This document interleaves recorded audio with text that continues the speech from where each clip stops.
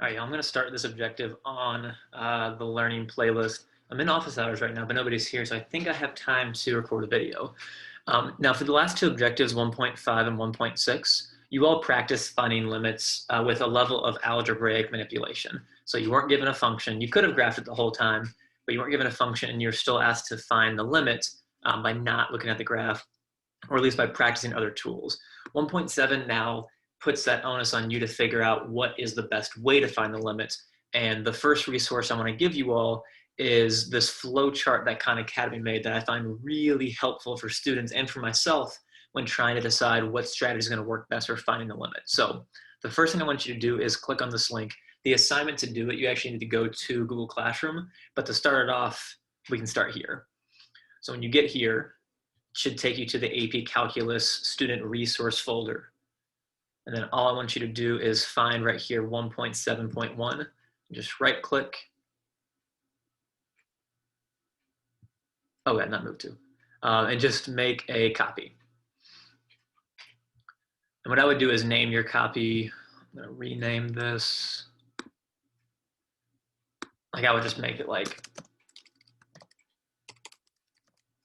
Jay's copy or Esme's copy or Nate's copy. And once you have that, if you just right click again and you say move, I'm going to go to move to, you should be able to just go back one, I think, and then click on your student folder, and then just find your student folder and upload it there. This might not be the easiest way. You also could just go straight to Khan Academy, download this attachment, which I have there, and then upload it into your student folder. But step one is to get this document into your student folder. The rest of this video, I'm going to show you how it's a really helpful tool and how I think you all can use it to your advantage. So I'm going to minimize this, bring this up, and I'll make sure I'm sharing my whole desktop. Yay. So now hopefully you can see both these documents side by side. I'm going to give a really quick rundown about how this is helpful because the next Khan Academy video does that as well. The idea here is if I want to find a limit, it's giving me a suggested first step. So what it's saying is if I don't know what to do, or regardless if I know what to do, the first thing you should always try first is right here. Look to directly substitute into the function to see if you can find the limit, okay? So I'm going to go to Khan Academy for an example of this. So you all did this limits by direct substitution. If I plug in 1 to this, I believe you get 0. And the reason you get 0 is if I actually look at this function, here's the function we just saw, 5x to the third minus 6x squared plus 2x minus 1. This is a continuous function, which just means it doesn't have any holes. It doesn't have any removable discontinuities. It doesn't have any asymptotes or any infinite discontinuities. It doesn't have a jump. When it's continuous and we just look to plug in, limits work a lot like function notation, where if I approach 1 from both sides, get closer and closer to it, the y value is going to be 0. So if the function is continuous, then I can just plug in right here and we find the limit. Now, that's one thing that might happen when you plug in. There's another thing that might happen, which is exemplified in this example right here. So if I look at this example, if I just plug in here, and actually I'll use Khan Academy's writing tools. So if I plug in here, this is the limit as x approaches 2 of this function. I get 2 plus 2 all over 2 minus 2, and I end up with 4 over 0. That gives me information that there might be a vertical asymptote here, and usually if you get a number over 0, that's really key, like a value over 0, that's code for there's probably a vertical asymptote there, so they're not going to find a limit, because a vertical asymptote means almost always, there's one example I can think of that's not true, but if I were to try to approach x equals 2 from the left side, I go off to negative infinity. If I approach from the right side, I go off to positive infinity, so the right-sided and the left-sided limit, they don't match up, so the limit at that value does not exist. Now, the last thing that might happen is exemplified, I don't think I want to use these actually, in an example that I made up, which is this one. So same function we saw before, but now I divided it by x minus 1.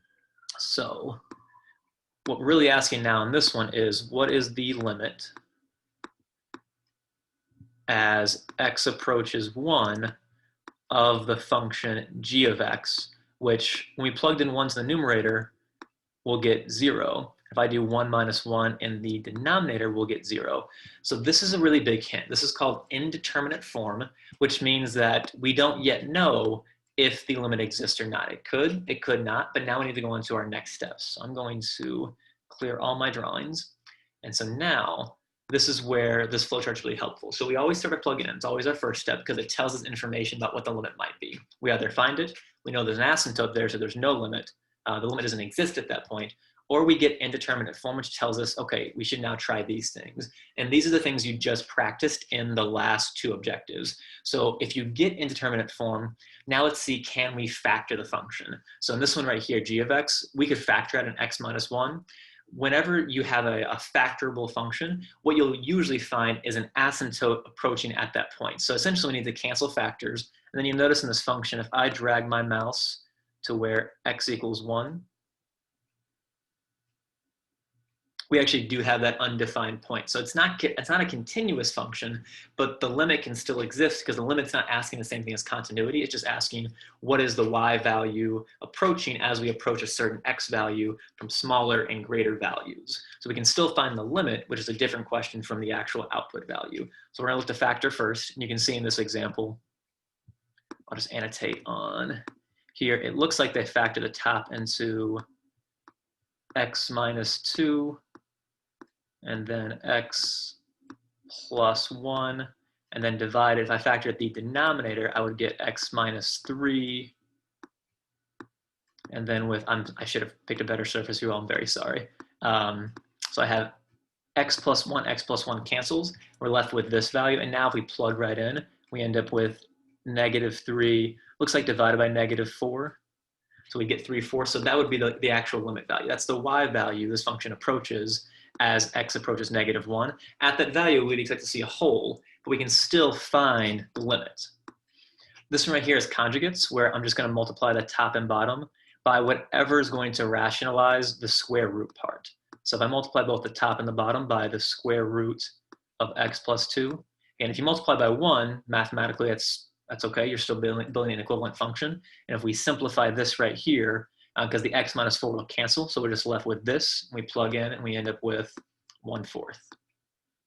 And again, we should have a discontinuity there. We should have a hole, a removable discontinuity, but the limit would still exist. And then for the last one, the trig one, that's where we started that trig document to identify certain common trig identities. But I can write sine of 2x as 2 times sine x times cosine x, so your sine of x is canceled, and you're left with this equivalent function. When I plug in 0 for cosine of x, that's asking if I'm thinking about unit circle. That's right here. Cosine at 0 is 1, so this limit ends up just being 1/2.